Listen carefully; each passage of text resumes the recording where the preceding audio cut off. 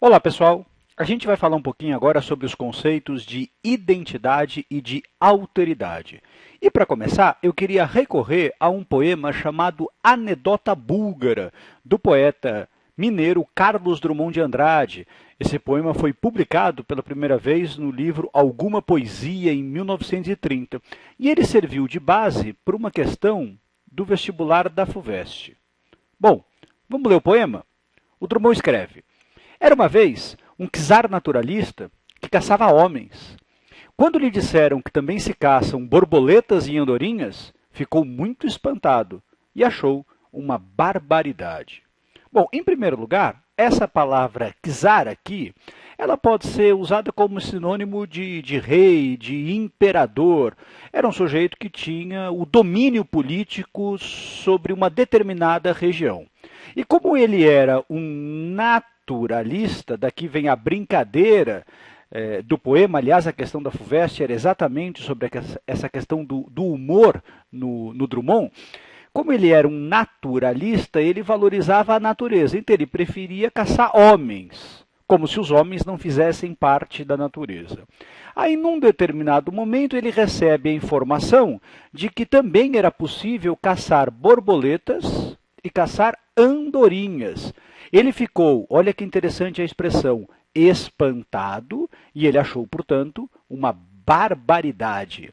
Ora, sendo um naturalista, ele defende borboletas e andorinhas, ele defende a natureza, e ele acha um absurdo, portanto, caçar animais. Ele acha isso uma barbaridade. Mas, quando a gente lê esse poema, a gente fica pensando justamente o seguinte, mas espera um pouco, como é que alguém que caça homens pode achar um absurdo caçar borboletas e andorinhas?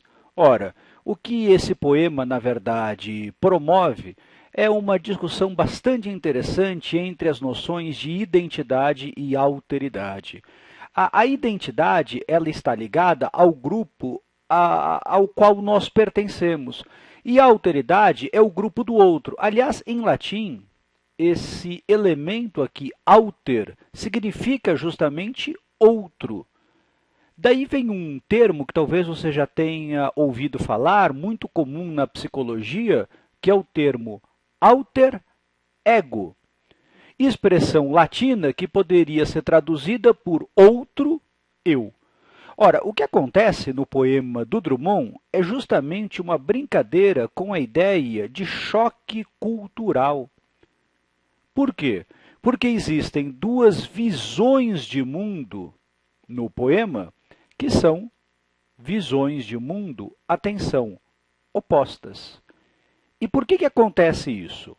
Porque, de um lado, vamos voltar lá no poema, a gente tem um czar naturalista que caçava homens. Nós achamos isso uma barbaridade completa.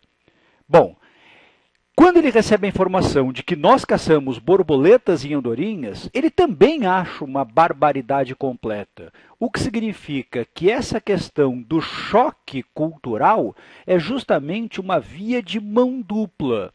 Isso porque todo grupo social tem a sua identidade, que é diferente da identidade do outro. Daí a ideia que a identidade do outro é a alteridade. Simplificando, é o seguinte, tudo aquilo que identifica o nosso grupo está ligado à noção de identidade. E tudo aquilo que identifica o grupo do outro está ligado à ideia de alteridade. Então, toda vez que nós nos chocamos com o comportamento do outro, nós estamos dando o direito de o outro se chocar com o nosso comportamento. E a brincadeira do poema do Drummond, não à toa chamado de anedota, vai justamente nessa direção.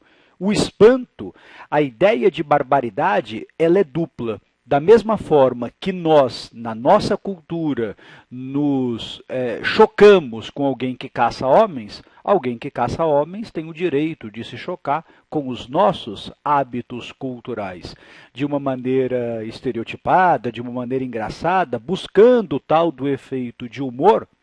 O Drummond acaba promovendo, então, essa reflexão bem interessante sobre os conceitos de identidade e alteridade. Agora, indo um pouquinho mais longe, a gente pode chegar à conclusão, então, de que grupos sociais diferentes podem conviver de maneira pacífica. E isso seria, claro, o ideal. Mas pode, em alguns momentos, haver conflitos. De maneira que a relação entre a identidade e a alteridade nos empurra para um conceito também fundamental, que é o conceito de diversidade. Ora, o que é fundamental a gente entender é que cada povo tem os seus valores e o desejado é que a gente aprenda a respeitar esses hábitos diferentes. Hoje em dia, nas sociedades democráticas, essa diversidade vem inclusive garantida por lei.